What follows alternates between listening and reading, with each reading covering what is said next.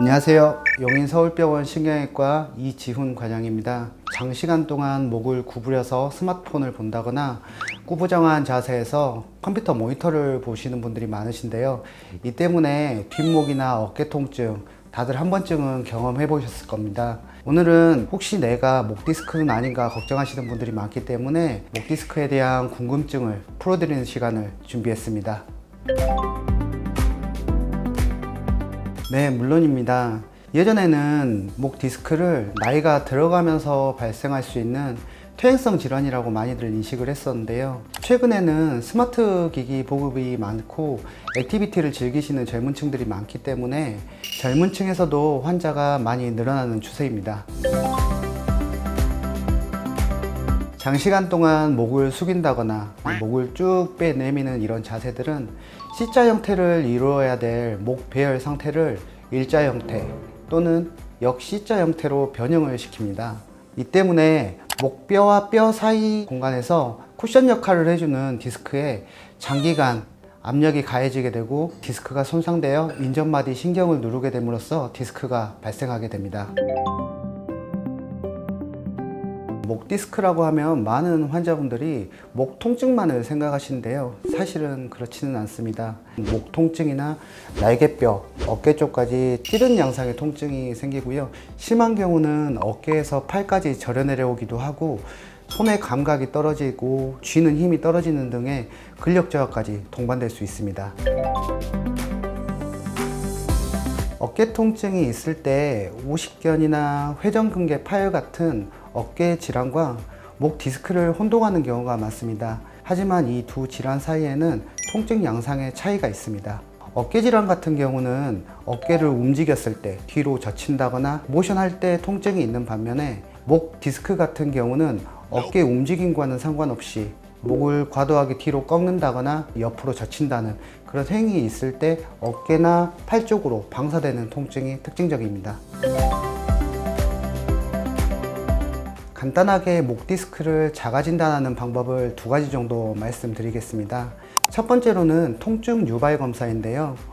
통증이 있는 측으로 해서 목을 뒤로 과도하게 젖힌 다음에 꺾어주는 방법입니다. 이때 원래 아팠던 부분의 통증이 더 심해지거나 팔까지 절여 내려온다는 통증이 유발될 때는 목 디스크를 의심할 수 있습니다. 두 번째로는 고개를 이렇게 숙인 상태에서 통증이 있는 부분에 어깨를 들어 올렸을 때 통증이 감소되는 그런 경우에는 이 또한 목 디스크를 의심해 볼 수 있는 검사 방법 중에 한 가지입니다. 디스크를 의심할 만한 증상이 있을 때는 병원에 내원해서 MRI를 통해서 정밀 진단을 하는 것이 필요할 것 같습니다. 수술을 받는 경우는 극히 드뭅니다. 대부분 비수술적인 치료만으로도 증상이 호전될 수 있습니다. 기본적으로는 이제 약물 치료와 물리 치료를 병행하게 됩니다. 소염제나 근이완제, 신경병성 통증 조절제를 통해서 통증을 조절하는 약물 치료를 먼저 하게 되고요. 온열 치료, 전기 치료, 그리고 체열 충격파 등을 통해서 긴장되고 수축된 근육을 이완시켜주고 그 목과 주변 근육의 혈류를 개선시켜 줌으로써 통증을 줄여줄 수 있습니다.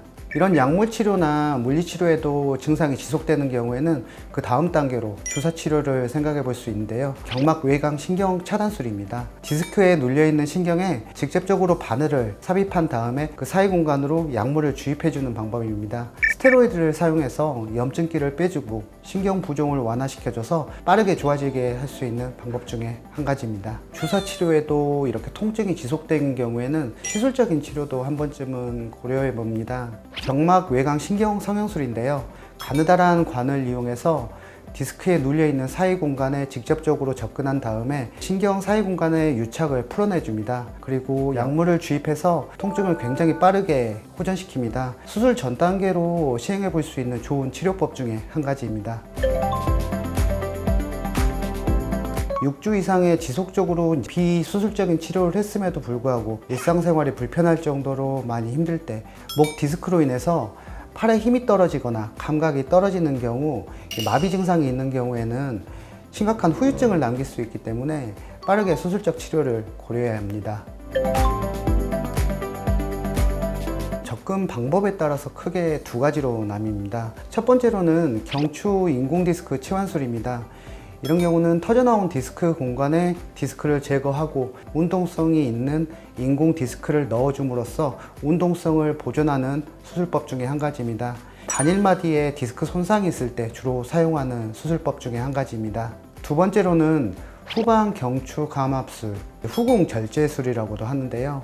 눌려있는 신경 뒷부분을 열어줌으로써 신경 공간 자체를 넓혀주는 수술법 중에 한 가지인데요. 협착증이 동반된 디스크라든가 여러 마디의 디스크가 있을 경우에 사용하는 수술법 중에 한 가지입니다. 치료로 통증이 줄었다고 해서 디스크가 사라진 것은 아닙니다. 근본적으로는 목에 가해지는 부담을 줄여야 재발을 막을 수 있습니다. 평소에 올바른 자세를 유지하시고 고개를 숙여서 장시간 업무를 하시는 분이라면 틈틈이 스트레칭을 통해서 근육을 이완시켜 주는 것이 좋을 것 같습니다. 목 디스크 같은 경우는 생활병이라고 해도 과언이 아닐 정도로 평소에 작은 습관 자체가 큰 영향을 미치게 됩니다. 목이나 견갑골에 통증이 있는 경우는 자가진단법을 통해서 목 디스크가 조금이라도 의심된다면 반드시 전문가와 상의해서 적절한 치료를 받는 것을 권장드립니다. 지금까지 용인 서울병원 신경외과 이지훈이었습니다. 감사합니다.